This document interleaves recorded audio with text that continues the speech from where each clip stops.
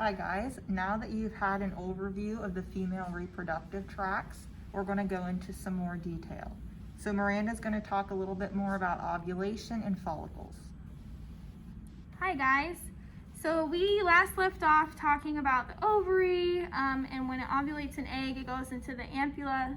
So we're going to talk about what happens after that egg or ovulated egg, called an oocyte, leaves the ovary. But first, let's talk about the ovary itself. I like to think of the ovary as the egg house because a female is born with as many eggs as she's going to produce or ovulate in her lifetime. This depends on species and genetics. So when she's in her mother's wombs, she develops how many eggs she will ovulate. And just to take a look at our cow tract, I want to take a look at both ovaries on her. You never know what you're going to get when you open a cow tract to dissect or instruct with. So we see right here that she had a cystic ovary. So that's what that looks like compared to a nice healthy ovary. And then to compare to the pig, it looks a lot more grape-like. So all these little bubbles, even these tiny ones, are follicles.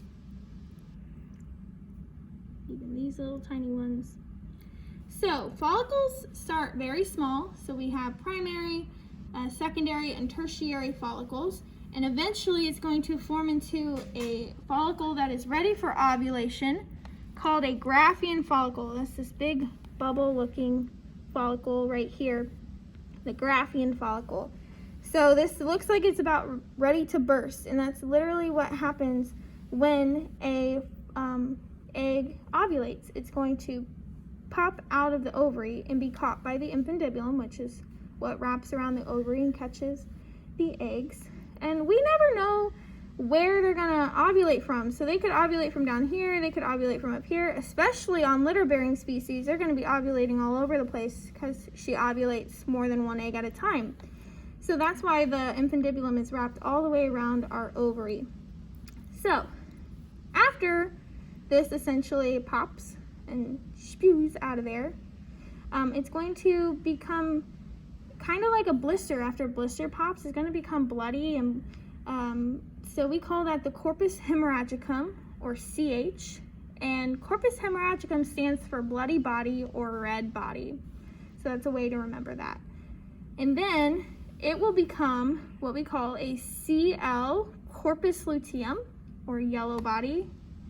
And that's this big thing right here. I cut it open so you can see kind of inside. Right there.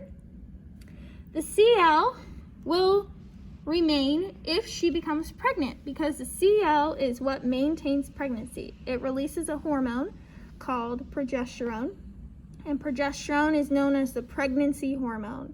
It maintains pregnancy. Now, if she doesn't become pregnant, or at the end of her pregnancy, the CL will regress. And it regresses to what is called a corpus albicans, or white body, kind of like scar tissue. And we can kind of see some of that down here, right here. And if we go to our sow, we could see some right here. It's very small. It's not going to be very big. These are the CLs on a sow tract right here. She doesn't have any Graafian follicles or a CL. Here's her other ovary, very healthy. We can see a lot more primary and tertiary follicles, some CAs or corpus albicans right here, right there.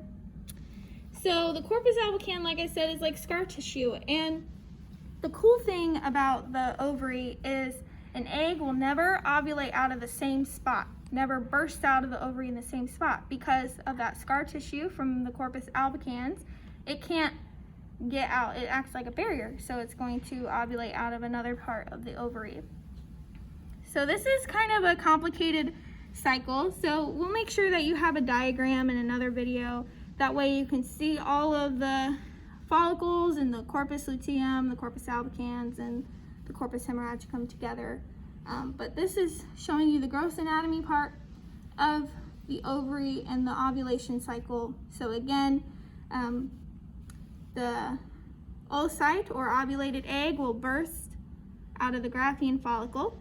It will become the corpus hemorrhagicum, the bloody body. A CL, corpus luteum, yellow body will form to maintain pregnancy. And then after pregnancy, it will become a corpus albicans or scar tissue. And then after this egg is released, it is caught by the infundibulum and goes through the ampulla to meet the sperm that traveled down the isthmus in the ampullary isthmus junction where fertilization occurs, and a zygote will form, and then you'll have an embryo that will eventually become a fetus that will eventually become very cute babies.